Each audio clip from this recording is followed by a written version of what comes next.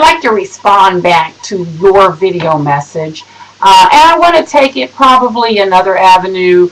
I know most of the responses back to you have been speculating that you're already a racist, and by the intonation of your voice, that is the impression that I probably also get. However, what I want to do is look at this probably from another vantage point.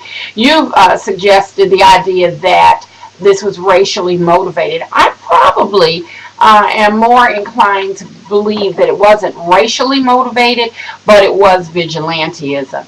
And maybe some laws that need to be in place for people who decide that they are going to take the law into their own hands. Also, what I saw in this situation was probably a little bit too much testosterone going on. If you look at Mr. Zimmerman, and then you look at Mr. Martin, both of these are males. Both of these males are now in a situation where one feels threatened by the other. This kind of shows you what happens to the 10th degree when fear is involved.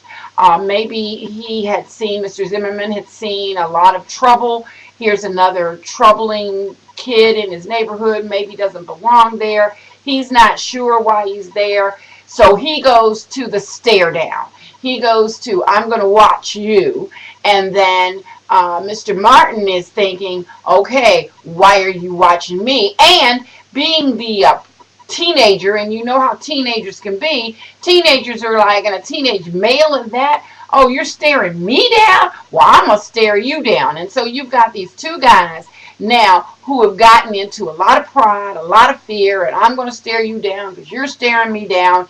And then what results is a lot of emotions get involved. Now, whether or not this was Trayvon Martin's cry or if it was Zimmerman's cry, we all know that had Mr. Zimmerman stayed in his vehicle rather than coming out as the male who had to prove his point, because one of his friends, I just recently saw, one of his friends said, you know what, I will stand by Mr. Zimmerman. Mr. Zimmerman helped me out the week before. When someone broke into my house, he went after the guy, he stopped the guy. So this friend of his sees him as doing a great job. So now Mr. Zimmerman may have a big head. He's very proud of the fact that he had just warded off an individual the week before. And so now he's going to do it again.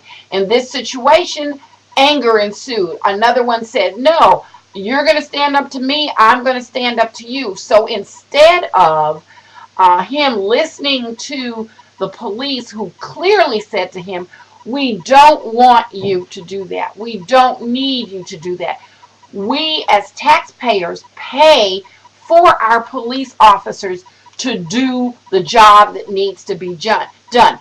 Let's say Mr. Martin was up to no good. Had Mr. Zimmerman let the police department handle the situation and just done his job to call it in to say, hey, look, I see something going on. Once he had gotten instructions from our paid officials that we pay as taxpayers, once he had that in line, he should have obeyed the orders of the police officers. As a result of his disobedience, as a result of too much testosterone, as a result of this male aggression, we now have a 17-year-old young man who is learning to be a man, who is learning equally to be aggressive. We see this young man dead because of an older man who in your video you shared that this man is a mentor, that he is mentoring other black students. So if you want to say, no, this is not a racial issue, then what does it say to the young black men that you're stating that he is mentoring? What are they supposed to get from this?